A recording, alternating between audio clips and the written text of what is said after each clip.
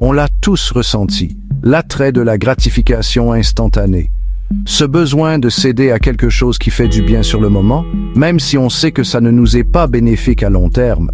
C'est la nature insidieuse de l'habitude, et elle peut sembler particulièrement puissante lorsqu'il s'agit de quelque chose d'aussi personnel et profondément ancré que la masturbation. De nombreuses personnes sont aux prises avec une masturbation excessive ou compulsive, se sentant prises au piège d'un cycle de honte et de regret.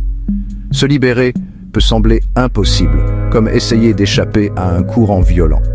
Mais s'il existait un moyen de naviguer sur ces eaux tumultueuses, et si on pouvait trouver une philosophie, un ensemble d'outils, pour nous aider à reprendre notre pouvoir et à rediriger notre énergie vers une vie plus épanouissante, c'est là que le stoïcisme entre en jeu.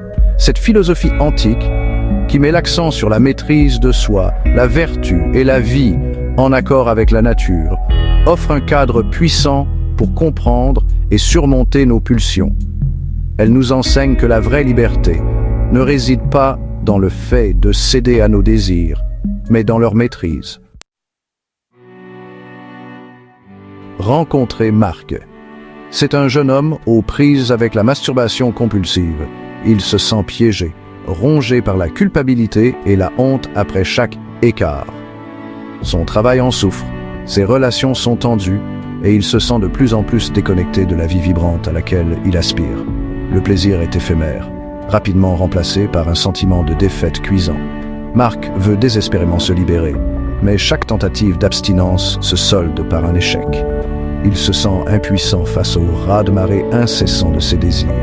Un soir, se sentant particulièrement perdu et vaincu, Marc tombe sur les écrits de Marc Aurèle, l'empereur romain et philosophe stoïcien. Intrigué, il se plonge dans le texte, espérant y trouver des conseils, une lueur d'espoir. Au fil de sa lecture, un passage en particulier résonne profondément en lui. Tu as pouvoir sur ton esprit, non sur les événements extérieurs. Réalise cela, et tu trouveras la force. Cette simple phrase déclenche une étincelle de possibilités chez Marc. Serait-ce possible ? Aurait-il réellement plus de contrôle qu'il ne le pense ?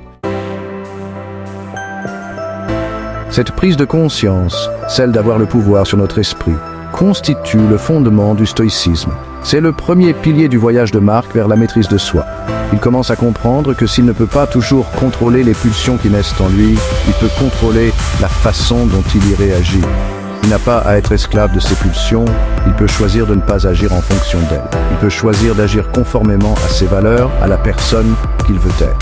Cette prise de conscience est à la fois stimulante et terrifiante. Cela signifie assumer l'entière responsabilité de ses actes, des choix qu'il fait à chaque instant. Mais cela signifie aussi que la liberté est à sa portée. Le lendemain, Marc est confronté à une envie familière. Cette fois, cependant, armé de sa nouvelle sagesse stoïcienne, il réagit différemment. Au lieu de succomber immédiatement, il marque une pause. Il reconnaît l'envie, l'observe sans jugement, et se rappelle qu'il ne s'agit que d'une sensation fugace. Il n'a pas à agir en conséquence. Il peut choisir une autre voie. Il se rappelle ses valeurs, le genre de personne qu'il veut être, quelqu'un de discipliné, qui se contrôle et qui mène une vie pleine de sens. Il se concentre sur les avantages, à long terme, de la résistance à l'envie, le sentiment d'accomplissement, le respect de soi accru, les progrès vers son objectif de se libérer d'un comportement compulsif. Cette fois, l'envie perd de sa puissance. Elle est toujours là, mais elle ne le contrôle plus.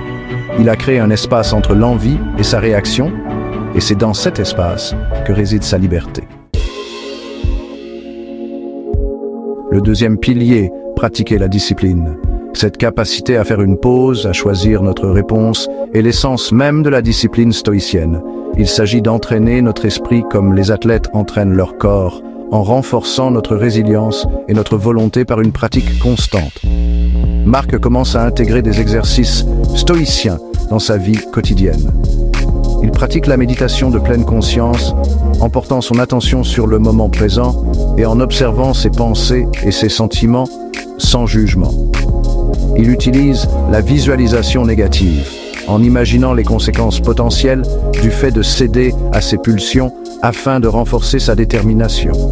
Il se concentre sur ce qu'il peut contrôler, ses actions, ses pensées, ses réactions. et il commence à voir des résultats.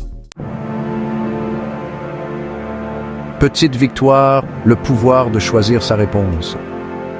Les envies ne disparaissent pas du jour au lendemain, mais Marc s'aperçoit qu'il est capable d'y résister plus souvent. Il remporte de petites victoires, un jour sans céder, une semaine, voire un mois. Il commence à ressentir un sentiment de fierté face à ses progrès, une confiance croissante en sa propre force. Sa vie commence à se transformer. Il a plus d'énergie, il est plus concentré au travail, et ses relations s'améliorent. Il ressent un regain de détermination et d'orientation. C'est le pouvoir du stoïcisme en action. Il ne s'agit pas de supprimer nos désirs, mais de les comprendre, de les maîtriser et de canaliser notre énergie vers ce qui compte vraiment. Le troisième pilier, trouver l'épanouissement au-delà de soi. Au fur et à mesure que Marc poursuit son voyage stoïcien, il réalise que le véritable épanouissement ne vient pas de la recherche du plaisir ou de l'évitement de la douleur, mais d'une vie de vertu, de but et de service.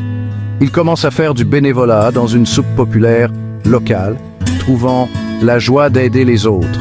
Il renoue avec son amour de la photographie, mettant son énergie à capturer la beauté qui l'entoure. Il construit des relations significatives fondées sur la confiance et le respect mutuel.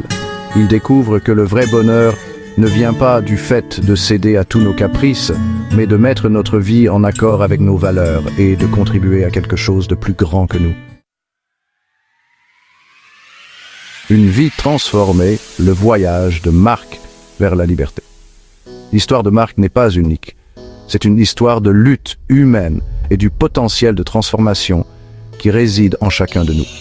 Le stoïcisme fournit un cadre puissant, un ensemble d'outils pour naviguer dans les défis de la vie, y compris le défi de surmonter les comportements compulsifs comme la masturbation excessive. En reconnaissant ce que nous pouvons contrôler, en pratiquant la discipline et en trouvant l'épanouissement au-delà de nous-mêmes, nous pouvons nous libérer de l'emprise de l'habitude et réaliser notre plein potentiel. Êtes-vous prêt à vous lancer dans votre propre voyage stoïcien? Votre boîte à outils stoïcienne, adoptez la maîtrise de soi. Voici 3 pratiques stoïciennes, clés qui peuvent vous aider sur la voie de la maîtrise de la masturbation compulsive.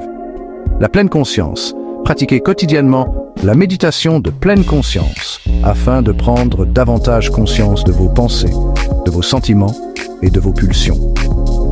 Observez-les sans jugement, en reconnaissant qu'ils sont fugaces et qu'ils ne vous contrôlent pas.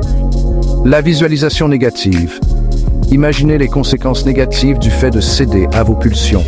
Cette pratique peut vous aider à renforcer votre détermination et à rendre les avantages de la résistance plus tangibles. Concentrez-vous sur ce que vous pouvez contrôler. N'oubliez pas que vous ne pouvez pas contrôler tout ce qui vous arrive, mais que vous pouvez contrôler votre réaction. Concentrez-vous sur vos actions, vos pensées et vos choix.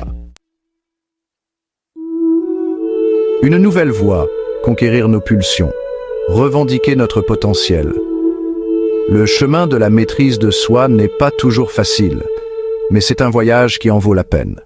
En adoptant les principes du stoïcisme, nous pouvons apprendre à conquérir nos pulsions, à cultiver la vertu et à vivre une vie pleine de sens et d'objectifs.